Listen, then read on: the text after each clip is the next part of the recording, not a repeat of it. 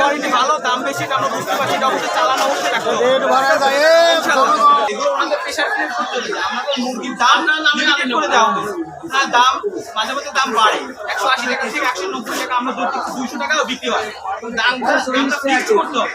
যখন আপনারা দামটা ফিক্স করতে পারবেন, তখন আড়তদারদের বলতে পারবেন যে আমরা 140 টাকা করে মুরগি বিক্রি করতে হবে, আমাদের সকল খরচ সহ লভ্যাংশ এই 140 টাকার ভিতরে থাকবে।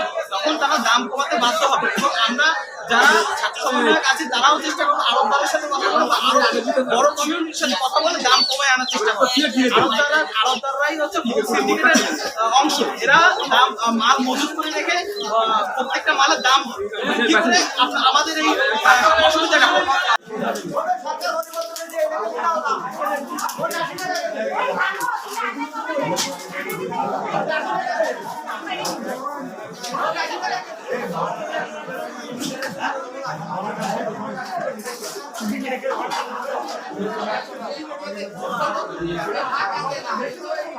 Thank you.